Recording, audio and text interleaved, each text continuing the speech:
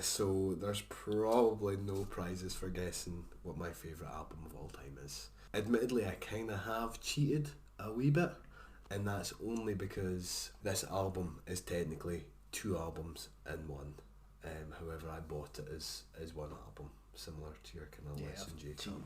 Already, so. And so the two albums were Surfer Rosa, which was released in 1988, and Come On Pilgrim, which was released in 1987.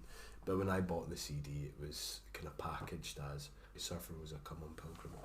I still remember when I bought it. It was the same day I got my lip pierced. And I was working Walker Shortbread at the time as well. The lip piercing was fairly short lived, but the album's stuck with me for years and continues to be my favourite album of all time. I think it really kind of hit me because, as you've probably seen, and heard, through most of my formative years, I was just listening to punk rock. Like Green Day, Less Than Jake, Rancid, Misfits, Pistols, The Clash, all that type of stuff. And this was something that was unlike anything I'd heard before. And as I said, I've kind of been hooked on the Pixies ever since. It opens with Bone Machine, which itself opens with a kind of relatively simple drum beat, which is provided by kind of David Lovering, and then Kim Deal's kind of smooth bass line just kind of cuts through this around the kind of 10-second mark, and then round about the kind of 18-second mark there's just this explosion of kind of untamed and unyieldy kind of guitar sounds that are provided courtesy of Joey Santiago. And of course, before the man in the form of Black Francis makes his announcement that this song is for Carol, and it just, as I've said with kind of some of the other songs that we've mentioned previously, it just kind of demands that you kind of sit up and listen to it. And I would say that this formula kind of very much sets the precedent for kind of the rest of the album. Most of the songs follow a kind of traditional verse, chorus, verse pattern, but the songs themselves are kind of anything but ordinary. Like I've said, kind of Dave Lovering and Kim Deal provide a very kind of tight rhythm section, whilst as with kind of Beneath the Eyrie, which is the kind of latest offering by the Pixies, Joey Santiago provides a lot of interesting texture and layers on this album, and more so on any of the other albums. You feel as if there's a kind of desperation in his playing, as if he's desperately trying to get as much kind of weird and wonderful sounds out of his guitar.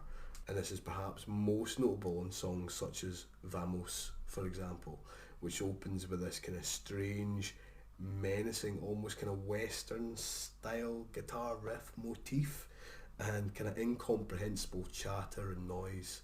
But it's at that kind of 1:15 mark that you see this kind of aforementioned kind of desperation take hold. There's a lot of fuzz and reverb, and it's almost like hearing what I've described as a guitar getting murdered. Yeah. but kind of in a good way.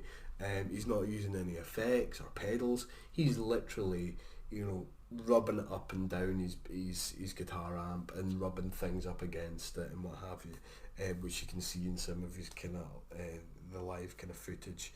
Another way how I've described it is he's almost trying to break it in and kind of tame it and kind of get it under his command. It's almost like you're trying to break in a wild horse type of thing. But it's definitely a standout track and one to listen to and or experience.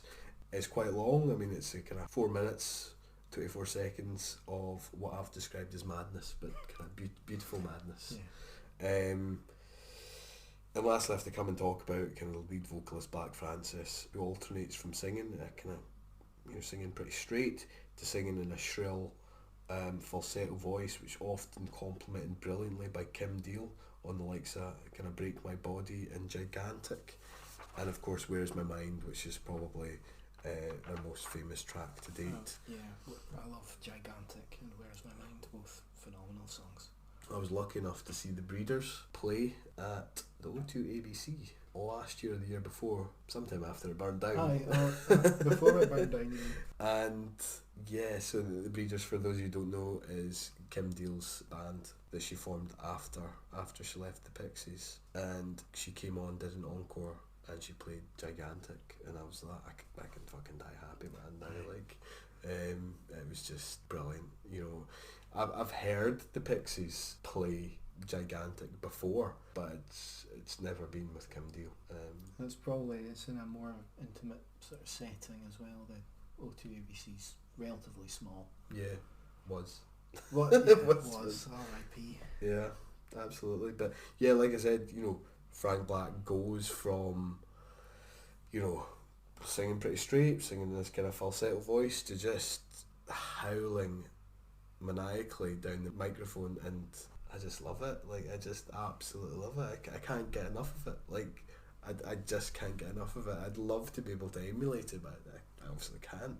I remember watching a documentary called Gouge Away, in which Tom York from Radiohead said that he thought the band sounded like a horror record, or the album sounded like a horror record, and that he thought it sounded quite violent, which is something I would kind of have to agree with, to be honest. He said they had a very particular image of them in his head of kind of nasty little vicious people. And although I would agree with that kind of sentiment to a certain extent, particularly with songs like, Something Against You, Broken Face, and of course the aforementioned Vimos, there's occasions on there where they provide genuine melodic genius, such as on Gigantic, as we mentioned, and obviously Where Is My Mind, which next to Debaser, Monkey's Gone to Heaven, and Here Comes Your Man is probably the track that they're best known for.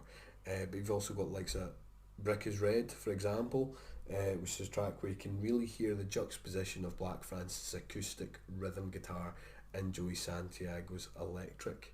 And I know that's something that they did try and recreate in their kind of latest offering, kind of Beneath the Eerie. You can also hear it on tracks like Els de Canta and Nimrod's Son. Yeah, I can't overestimate the influence that this album's had on my life as well. Kind of talk about Walker Shortbread. I listened to this on repeat on the bus up and down there, and just like Pearl Jam album, it's an album that never stops making me happy. Yeah. So yeah, Good. They're a fucking great band. yeah, Pixies. they are.